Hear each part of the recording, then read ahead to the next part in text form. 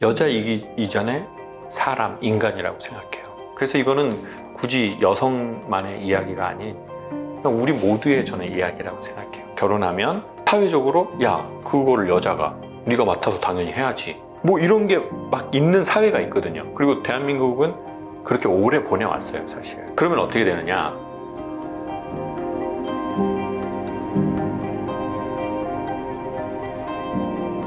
여자의 심리라는 것은 저는 개인적으로 인간의 심리의 좀 심오한 버전이라고 생각해요. 그러니까 사실은 여자, 남자 이거보다 더 근본의 개념은 인간이고 사람이잖아요. 근데 그 인간이고 사람인 것에 이렇게 마치 그 논이나 강이나 저수지 같은 데 보면 그 밑에 이렇게 쭉 떨어져 가지고 쌓인 퇴적물 같은 그게 그러니까 인간이 그 저수지라고 한다면 그 저수지 밑에 있는 그 오랜 세월 쭉 떨어져서 쌓인 퇴적물 그게 저는 여성 심리랑 되게 비슷하다고 느꼈어요. 20년 동안 이 강연을 하면서. 그래서 여자의 심리라는 건 굳이 여자만이 아니다.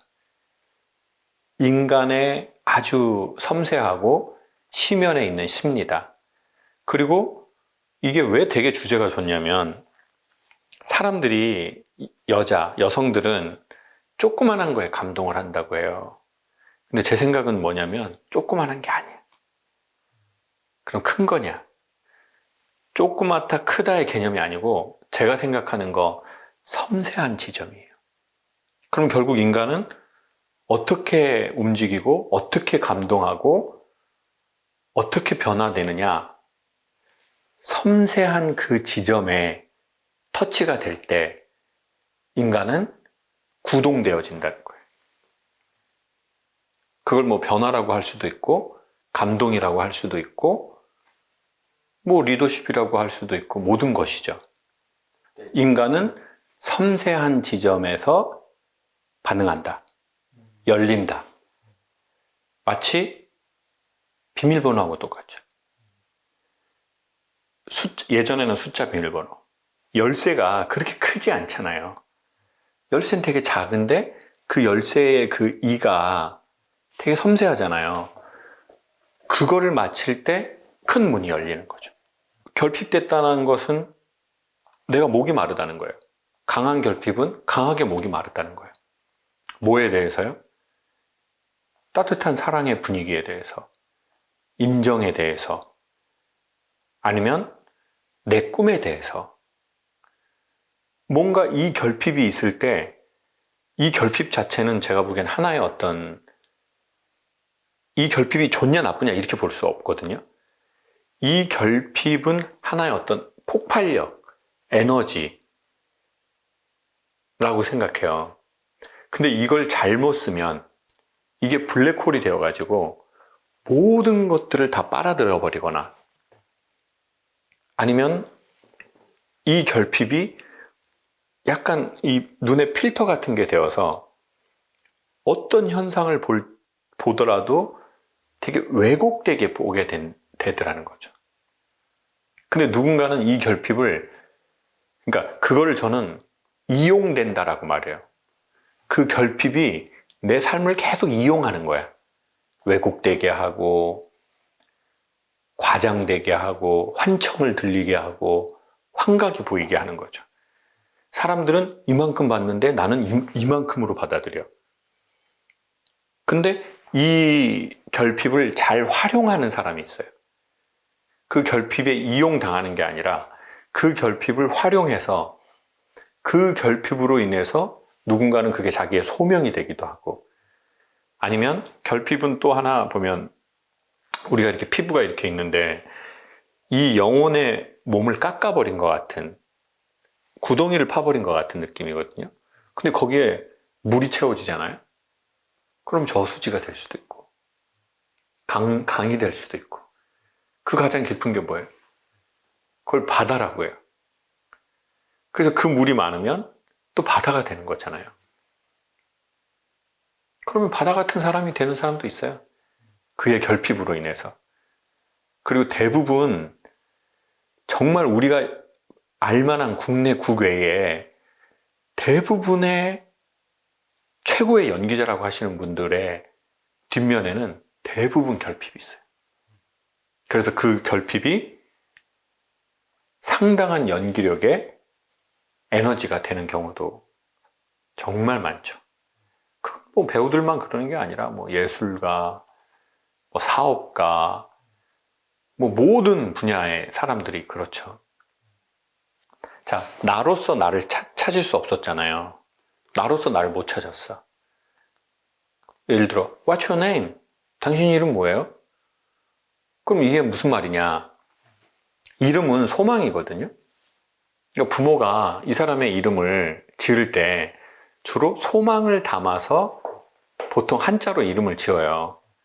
뭐 창성할 창에 구수로. 그 뭐 구슬처럼 창성해라, 뭐 잘되라, 뭐 이런 뜻인 것 같은데요. 제 이름은. 그러니까 뭐 빛나라, 뭐 이런 뜻이겠죠. 자, 그걸 부른다는 게 뭐예요? 너의 이름을 이렇게 말하는 거잖아요.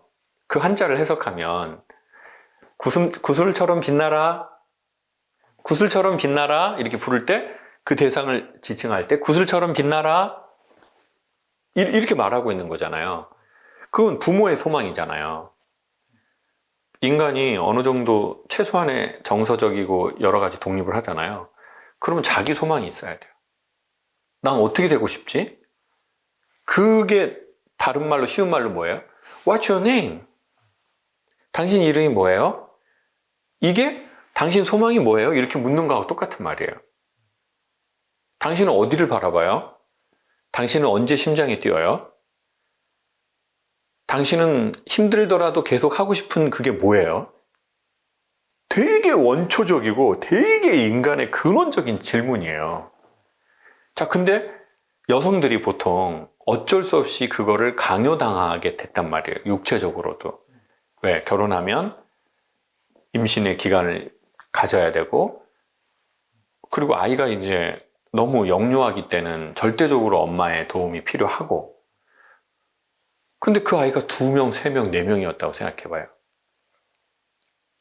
근데 누군가는 그래, 나는 내 아이를 양육하는 것이 그게 나의 이름이야.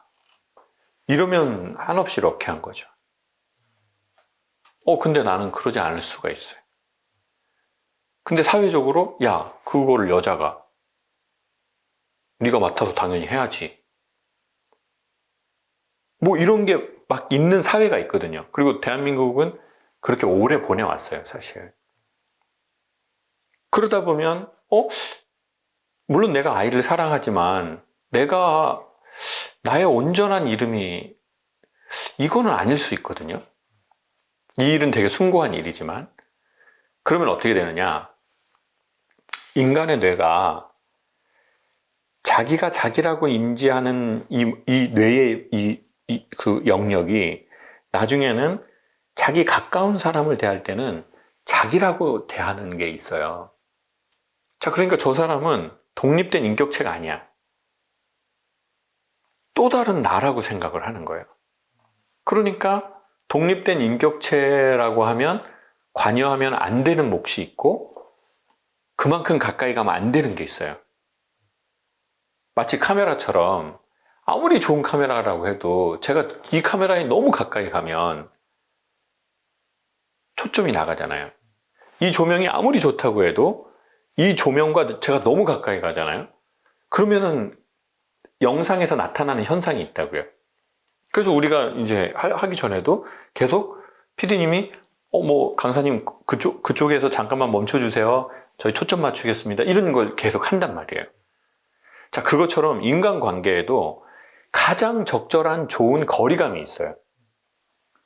부모 자식에게도, 부부 사이에도, 연인 사이에도, 심지어는 나와 내 자신에게도. 근데 우리가 이 거리 맞추기가 잘 안 되는 거예요. 왜?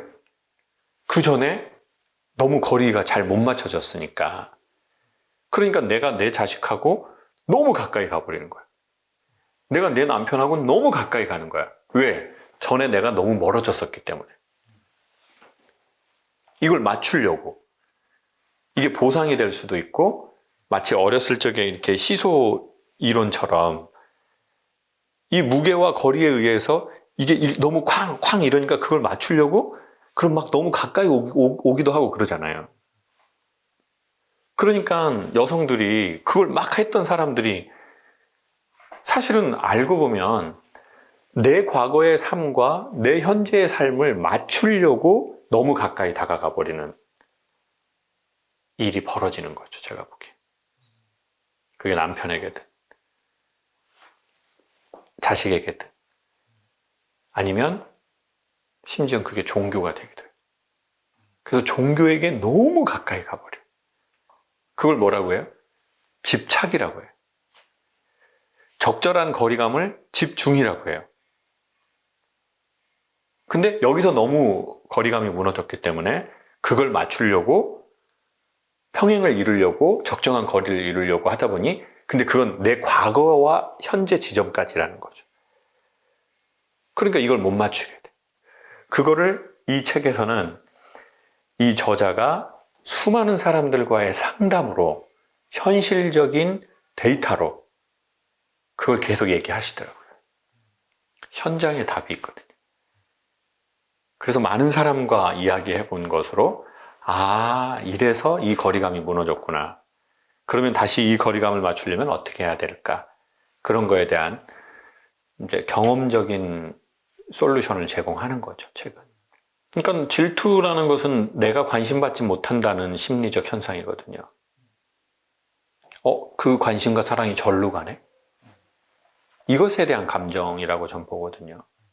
나한테 주목을 안 해주네? 그럼 어떻게 돼요? 다른 사람이 잘 되면 인정이 어려워요. 그럼 난 더 소외된다는 느낌이 드니까. 너무 예뻐. 너무 예쁘고 동안이시네요. 이렇게 즐거울 수가 없어. 그러면 너무 예뻐. 그러면 너무 예쁘시다. 이러면 되는데 꽃을 질투하는 거죠. 아니 우리가 꽃을 보고 질투합니까? 우리가 가을에 저 아름다운 은행 잎을 보고 너무 예쁘다 이거 황금길 같지 않아? 이렇게 하면 우리가 혜택을 받는 건데 똥냄새 엄청 난다 똥냄새 이렇게 은행을 질투할 필요는 없잖아요. 그럼 우리의 삶이 얼마나 세상에 아름답고 좋은 거에 대한 질투가 생겨버리는 거예요. 그 대상을 우리가 구분 못하게 돼버려요. 아니 나보다 공부 잘하고 나보다 연기 잘하는 사람 보고 너무 멋있다 라고 하면 그 혜택이 나한테 오는데 그 사랑이 우리가 저쪽으로 다 갈 것 같으니까 다른 면으로 어떻게든 그 사람을 우리가 낮추고 싶어지거든요. 그럼 그게 드러나면 인간관계에 문제가 되고 드러나지 않는다고 해도 내 마음 스스로의 문제예요. 내 손해야. 질투는. 근데 결국 그것의 원인을 보면 우리는 사랑에 대한 결핍, 인정에 대한 목마름,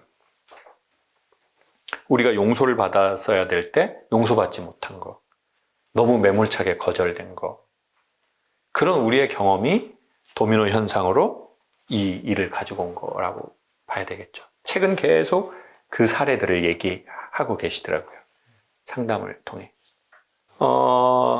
전 그래서 그 점이 때로는 어려서는 그런 생각을 못 했는데 저는 남자로서 이제 저희 집안에서는 누나에게 미안한 혜택을 받은 것 같아요. 누나들에게 미안한. 이제 왜냐면 엄마가 이제 되게 아들들 중심이었기 때문에. 그리고 그랬던 또 엄마의 이유는 남편이 있지만 남편께서 정서적으로, 사회적으로 남편의 역할을 이제 잘 못 해주시다 보니까 이제 엄마는 아들에게서 또 좀 사랑을 찾으려고 하셨던 것 같아요. 근데 엄마는 다행히 형과 저에게 예의를 좀 지키시는 편이었어요. 근데 그러다 보니까 그게 풍선 효과로 밀려서 어디로 안 좋은 게 다 갔냐? 누나들에게 가버렸어요. 누나들한테 말도 막 하시고 막 욕도 하고 너무 저희한테는 예의를 지키셨는데 누나들한테는 니네는 여자니까 나를 이해해 줄 수 있어. 그 마음이 엄마에겐 있으셨던 것 같아요. 그랬기 때문에 누나들은 더 상처를 좀 받았을 거라고 생각해요. 근데 또 저희 집은 누나들이 4명이었기 때문에 이게 분배가 됐어요. 25%씩. 근데 어떤 집은 아이가 하나나 둘이 있으면 그 아이에게 엄마의 그게 너무 가는 경우가 있더라고요. 그러면 이제 이 딸은 너무 상처가 되고, 나중에 또 그 엄마들은 그거를 너무 심각하면 본인이 그러신지를 인지하거나 인식하지 못하는 경우가 있더라고요. 그럼 인지하지 못해도 문제가 생기고, 인지하면 어떤 문제가 생기냐? 본인을 또 자책하는 엄마들이 생겨요. 아, 내가 정말 좋은 엄마가 아니고 나 때문에 우리 애들이 저렇게 됐구나. 이렇게 생각하는 경우도 있더라고요. 자, 그러면 전 이런 생각을 해요. 이게 쉽사리 되지 않죠. 왜? 그 언어 한 번으로 뺨을 맞은 게 아니잖아요. 그 언어로 뭐 10년, 20년, 30년, 심지어는 4, 50년 그 언어의 폭력을 받지 않았겠어요? 이게 너무 식상하고 단순한 말인데, 언어로 받은 상처는 언어로 치료되는 게 전 있다고 봐요. 자, 그러면 안 좋은 말을 너무 많이 들었어. 그럼 어떻게 해야 돼요? 좋은 언어를 계속 자기가 노출돼야죠. 좋은 언어, 좋은 에너지. 그게 책을 통해서든 유튜브 세상이니까 유튜브라는 컨텐츠를 통해서든 뭐 종교를 통해서든 아니면 또 제일 좋은 건 사실 사람이죠. 근데 사람이 제일 어려워요, 제가 보기엔. 그런 사람을 만난다는 게 쉽진 않아요. 그러니 그런 사람을 만나려고 하기보다 현실적으로 훨씬 용이한 건 좋은 컨텐츠를 만나는 게 좋은 사람 만나는 것보다도요, 훨씬 객관적으로 빠르고 용이하고 폭이 넓어요. 왜냐면 책들은 솔직히 아무나 내는 게 아니거든요. 책을 내려고 하면 어마어마한 자기 분야의 최소 10년, 20년 이상의 무언가 그게 있는 분들이 책을 낸단 말이에요. 근데 그런 것들은 그 에너지가 전 실제 있다고 봐요. 그 언어에. 저의 경우에도 책으로 그렇게 된 경우가 되게 많아요. 내가 한 번도 만나보지 못했어요, 그 저자들을. 근데 그 저자들은 이미 돌아가셨어요, 대부분. 근데 돌아가셨지만 여전히 살아있죠. 그래서 그 좋은 에너지에 많이 노출이 되셔라. 아직 절망하기는 이르다. 왜냐면 우리는 30년 언어 폭력을 받은 걸 1, 2년 안에 해결하려고 할지도 몰라요. 그리고 몇십 번의 시도로 안 되네. 이렇게 할지도 몰라요. 아니, 근데 그건 너무 그런 거 아니에요? 30년 언어 폭력을 당했는데. 그러니 너무 급작스럽게 변화를 기대하지 말고 의지를 갖고 1년, 2년, 3년 그렇게 좀 정기적으로 좋은 컨텐츠하고 만나보셔라. 그런 말을 드리고 싶어요. 혼자 있는 것과 홀로 서기는 좀 다르다고 봐요. 홀로 선다는 것은 저는 개인적으로 과거의 나와 현재의 내가 좋은 관계를 맺는 것이 저는 홀로 서는 느낌이라고 들어요. 그러니까 혼자 산다고 홀로 서는 게 아니야. 혼자 살기 하고 홀로 서기 하고는 전 다른 개념이라고 봐요. 혼자 살아도 홀로 설 수 없는 경우가 있고, 같이 살아도 홀로 서는 경우가 있고, 또 혼자 살고 또 홀로 서는 경우도 있겠죠. 그래서 이 홀로 선다는 건 그런 물리적인 그 개념이 아니라 과거의 나와 현재의 내가 괜찮은 화해를 하는 거, 좋은 방식으로 존재하는 거, 그때 우리의 정서들이 좀 홀로 서는데, 그때 인간은 누군가와 더불어를 할 수 있는 가장 좋은 단계가 되는 것 같아요. 마치 두 사람이 그 춤을 추는데 내가 어느 정도 내 허리에 힘이 딱 이렇게 있어야 그게 왈츠든 뭐 탭댄스든 발레든 같이 할 수 있지 않겠어요? 그럼 내가 내 몸에 힘이 없어. 그냥 남한테 계속 기대려고 해. 나 스스로 쓸 수 없어. 스스로 서야 유연함이 생기거든요. 그래야 누군가와 함께 댄스가 되는 거죠. 그게 결혼이기도 하고, 그게 연애이기도 하고, 그게 이런 파트너십이기도 하고, 그게 부모 자식 간의 관계이기도 하고, 마지막으로는 그게 내 안에 있는 나와 내 관계인 것 같아요. 그것을 책은 계속해서 다른 관계로 우리의 관계로 다른 관계를 계속 상담의 케이스를 통해서 설명하고 있더라고요. 저는 여자는 여자이기 이전에 사람, 인간이라고 생각해요. 그래서 이거는 굳이 여성만의 이야기가 아닌 그냥 우리 모두의 저는 이야기라고 생각해요. 그리고 여기에서는 여자의 심리 코드라고 되어 있지만 이 책을 가만히 읽어보면 남자 안에 되게 심연한 얘기를 계속해서 분석적으로 이야기하고 있구나 라는 그 코드를 아마 발견해내실 거예요. 세상 최고의 여행은 멀리 있는 나라를 가는 게 아니라 자기 심연으로 가는 것 같아요. 자기의 과거와 지금의 현재, 그 여행이 저는 인간 최고의 여행이라고 생각하는데, 그 여행을 어색하고 낯설지만 용기를 내서 우리의 때가 된다면 그 여행을 떠나봤으면 좋겠고, 또 책은 그 여행의 좋은 길라잡이가 될 거라고 생각합니다. 감사합니다. 저희가 이제 한 달에 한 번 제주에서 이렇게 김창욱 TV를 자연 버전으로 하려고 해요.